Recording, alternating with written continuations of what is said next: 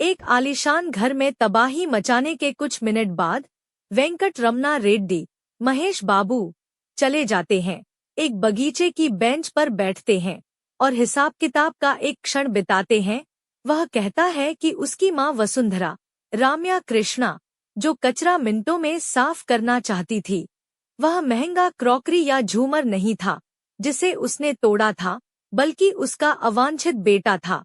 पहले के एक दृश्य में वह कहता है कि वह तब तक इंतजार करेगा जब तक उसे पता नहीं चल जाता कि माँ बेटे का प्यार एक तरफा है या वह भी उसके लिए तरसती है। उनके सवाल का जवाब दे दिया गया है। यह दृश्य एक कच्ची तंत्रिका को प्रभावित करता है और उन कुछ क्षणों में से एक है जो लेखक निर्देशक त्रिविक्रम श्रीनिवास की अन्यथा बासी कहानी गुंटूर करम में सामने आते हैं, जो अथाड़ू और खलीजा के वर्षों बाद महेश बाबू के साथ उनकी तीसरी फिल्म है।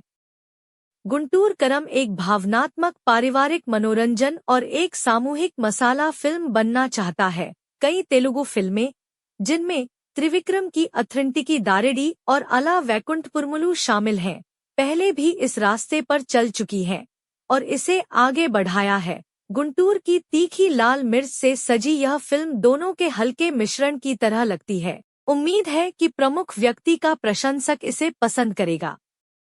गुंटूर करम एक तेलुगु फिल्म है जिसके निदेशक त्रिविक्रम श्रीनिवास है। इस फिल्म में कलाकार महेश बाबू, श्रीलीला, राम्या कृष्णा, मीनाक्षी चौधरी है। फिल्म की कहानी एक बेटे को कागजात पर हस्ताक्षर करने के लिए कहा जाता है, जिसमें कहा गया है कि उसका अपनी माँ, उसकी संपत्ति या राजनीतिक शक्ति से कोई लेना देना नहीं है, लेकिन वह न भरे घावों का जवाब चाहता है।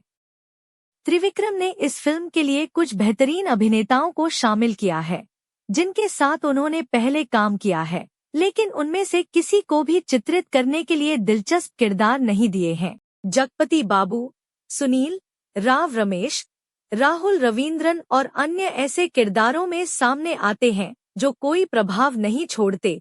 जो कुछ मुख्य नाटक के लिए मायने रखते हैं, वे हाथापाई में खो जाते हैं। उदाहरण के लिए सत्यम जयराम को लीजिए, जिसने अपनी पत्नी वसुंधरा से अलग होने के बाद नियति को त्याग दिया है, खिड़की से बाहर देखता है और ग्रामोफोन पर बजाए जाने वाले पुराने गीतों में सांत्वना पाता है। उसे अपनी करुणता दर्ज करने की गुंजाइश नहीं मिलती। जबकि नाटक का हिस्सा माँ और बेटे के बारे में है, यह उसे, पिता को, कहाँ छोड़ता है। यहाँ तक कि राम्या कृष्णा के पास ज्यादातर समय चुपचाप सोचने और गूढ़ आचरण बनाए रखने के अलावा कुछ भी नहीं है। उनके और महेश के बीच के दृश्य कुछ हद तक कहानी को अंत तक ले जाते हैं और ईश्वरी राव को एक चाची के रूप में अपने अपराध और दुहक का उचित अंत मिलता है। अपने संक्षिप्त भागों में मुरली शर्मा और वेनेला किशोर अपनी उपस्थिति महसूस कराते हैं। दो प्रमुख महिलाएं सबसे अधिक भूलने योग्य भूमिकाओं से जुड़ी हुई हैं। श्रीलीला को एक बार फिर से सजावटी भूमिका में लिया गया है और अपने डांसिंग जूते पहनने के अलावा थमन का स्कोर कभी-कभी चीजों को जीवंत कर देता है और महेश को स्क्रीन पर यह स्वीकार करने के लिए मजबूर कर देता है कि उसने अपने करियर में कभी इतना जोरदार नृत्य नहीं किया है। उसके पास करने के लिए और कुछ नहीं है।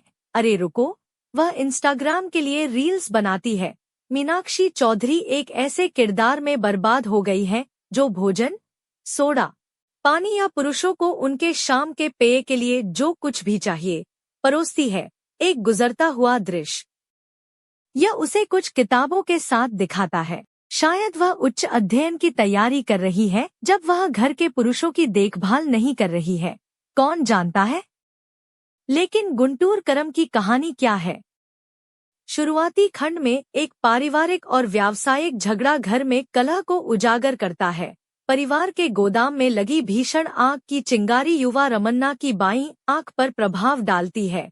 राजनीतिक महत्वाकांक्षाएं भी संदिग्ध घटनाओं के साथ जुड़ी हुई हैं और वेंकटस्वामी प्रकाश राज अपनी बेटी वसुंधरा को अपने संरक्षण में ले लेता है। दशकों बाद यह जहर उगलने वाला 80 वर्षीय व्यक्ति यह सुनिश्चित करना चाहता है कि उसके दूसरे पोते उसी जाति से के राजनीतिक सीढ़ी पर चढ़ने में कोई बाधा न आए। न कि उग्र रमणा के नाटक तब सामने आता है जब वह रमन्ना को बुलाता है और उससे कागजात पर हस्ताक्षर करने के लिए कहता है, जिसमें कहा गया है कि उसे उसकी मां, उसकी संपत्ति या राजनीतिक आकांक्षाओं से कोई लेना देना नहीं है। तेलुगु सिनेमा और महेश बाबू और प्रकाश राज द्वारा निभाए गए किरदारों के बीच टकराव का मसाला भरा इतिहास उक्कड़ू के दिनों से ही चला आ रहा है। गुंटूर करम में उनका आमना सामना सबसे कम मनोरंजक होना चाहिए, क्योंकि बाद वाले का एक नोट चरित्र पूर्वानुमानित था। कथा में आयु संबंधी अनुचित पंक्तियां भी शामिल हैं, जो 80 वर्षीय व्यक्ति पर कटाक्ष करती हैं।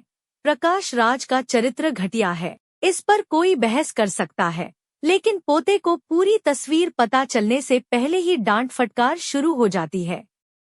लगातार भूरे रंग के दृश्य और बिना किसी नवीनता के एक्शन सेगमेंट फिल्म की नीरसता को बढ़ाते हैं। महेश की पहले की कई फिल्मों की तरह इस फिल्म में भी उनकी गोरी त्वचा के रंग का जिक्र करते हुए संवाद है। अब समय आ गया है कि लेखक इस पहलू पर ध्यान दे। किसी सितारे के व्यक्तित्व और दिखावे की सराहना करने के बेहतर तरीके हैं। धन्यवाद दोस्तों। इस फिल्म